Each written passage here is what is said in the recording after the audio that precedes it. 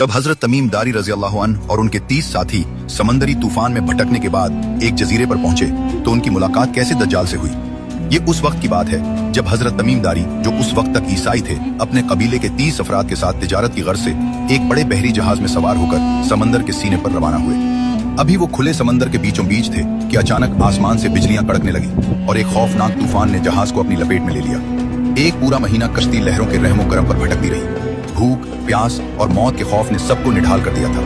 आखिरकार एक शाम जब सूरज डूब रहा था, कश्ती एक नामालूम जजीरे से जा टकराई। जैसे ही वो जजीरे पर उतरे तो एक अजीब और गरीब मखलूक उनके सामने आई। इसके पूरे जिस्म पर इतने घने बाल थे कि समझ ही नहीं आ रहा था कि चेहरा किधर है और दुम किधर। उन्होंने डरकर पूछा, कौन हो तुम? इस अजीब और गरीब चीज ने भारी आवाज में जवाब दिया, मैं जस्सासा हूँ। फिर उसने जजीरे के बीच में बनी एक पुरानी इमारत की तरफ इशारा करते हुए कहा, इस इमारत में जाओ, वहाँ एक शख्स तुम्हारा इंतजार कर रहा है। जब वो डरते डरते इमारत में दाखिल हुए तो अंदर का मंजर और भी खौफनाक था। एक दियुकामत इंसान लोहे की जंजीरों में जकड़ा हुआ था। उसके हाथ गर्दन के साथ बंधे थे और पांव से घुटनों तक लोहे की बेड़ियां थी। इस दियुकामत इंसान ने पूछा, बीसान के नखलिस्तानों में अब भी खजूरें फल देती हैं?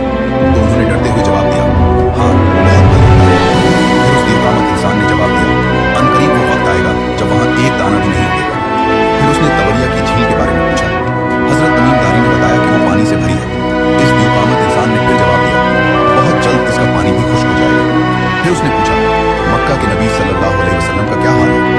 तमीम दारी ने बताया, वो मक्का से हिजरत करके मदीना जा चुके हैं और अरब उनका दीन कबूल कर रहे हैं। ये सुनकर उसकी आंखों में अजीब चमक आई। उसने कहा, सुनो, मैं मसीह दज्जाल हूँ। मुझे जल्द यहाँ से निकलने की इजाजत मिलेगी। मैं 40 दिन में पूरी जमीन का चक्कर लगाऊंगा, हर जगह जाऊंगा सिवाय मक्का और मदीना के, क्योंकि जब भी मैं उन शहरों में दाखिल होने की कोशिश करूंगा तो अल्लाह के फरिश्ते नंगी तलवारें लिए मेरा रास्ता रोक देंगे और वहां का हर रास्ता फरिश्तों के पहरे में होगा। जब तमीम दारी और उनके साथी किसी तरह वहां से बचकर मदीना पहुंचे और ये वाकया रसूलुल्लाह सल्लल्लाहु अलैहि वसल्लम को सुनाया तो आप सल्लल्लाहु अलैहि वसल्लम ने अल्लाह का शुक्र अदा किया। आप सल्लल्लाहु अलैहि वसल्लम ने तमाम सहाबा को मस्जिद में जमा किया और फरमाया, तमीम दारी ने वही बताया है जो मैं तुम्हें दज्जाल के बारे में बताता रहा हूँ। फिर आप सल्लल्लाहु अलैहि वसल्लम ने मिंबर पर खड़े होकर मशरिक की तरफ इशारा करते हुए 3 बार फरमाया, खबरदार, दज्जाल मशरिक से निकलेगा।